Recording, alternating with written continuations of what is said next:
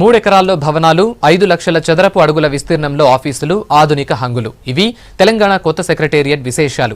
ప్రస్తుత సచివాలయ స్థలంలోనే కొత్త బిల్డింగ్లు కట్టాలని డిసైడ్ అయిన ప్రభుత్వం అందుకు తగ్గట్లుగా చర్యలు తీసుకుంటోంది. నిర్మాణాలు పూర్తయ్యే వరకు బూర్గుల భవన్లో తాత్కాలిక సెక్రటేరియట్కు ఏర్పాట్లు చేస్తోంది. తెలంగాణ రాష్ట్ర కొత్త సచివాలయ నిర్మాణానికి అంతా రెడీ అవుతోంది. ప్రస్తుత సెక్రటేరియట్ ప్లేస్ లోనే కొత్త బిల్డింగ్లు నిర్మించాలని సీఎం కేసీఆర్ నిర్ణయించడంతో ఆఫీసుల తరలింపుపై దృష్టి పెట్టారు అధికారులు. ప్రస్తుతం ఉన్న బ్లాక్లను సచివాలయానికి ఎదురుగా ఉన్న బూర్గుల రామకృష్ణారావు భవన్ కు షిఫ్ట్ చేయాలని నిర్ణయించారు. ఇప్పటికే సీఎస్ రాజీవ్ శర్మ బూర్గుల భవన్ ను పరిశీలించినట్లు సమాచారం. ఇవాళ జరగనున్న ఉన్నత స్థాయి సమీక్షలో సెక్రటేరియట్ తరలింపుపై ఓ నిర్ణయానికి రానుంది ప్రభుత్వం.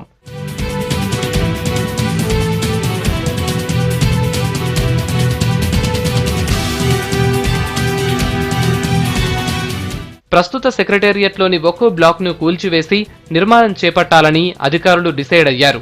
డిసెంబర్ నాటికి కార్యాలయాల తరలింపు పూర్తి చేసి జనవరిలో కొత్త నిర్మాణాలు చేపట్టనున్నట్లు సమాచారం.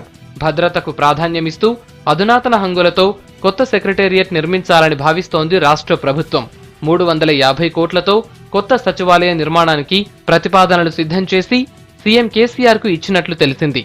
బూర్గుల రామకృష్ణారావు భవన్లో ఏ డిపార్ట్మెంట్ కు ఏ ఫ్లోర్ కేటాయించాలన్న దానిపై ఇప్పటికే అధికారులు నిర్ధారణకొచ్చారు.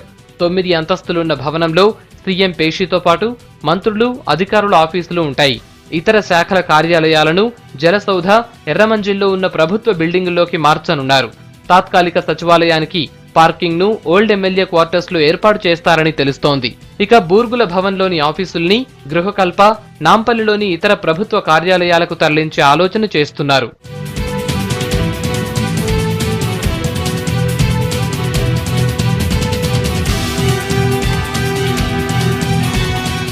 మరోవైపు గవర్నర్ నరసింహన్తో భేటీ అయ్యారు సీఎం కేసీఆర్.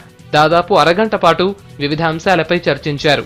భేటీలో కొత్త సెక్రటేరియట్ నిర్మాణం, కార్యాలయాల తరలింపుపైన గవర్నర్తో చర్చించినట్లు సమాచారం.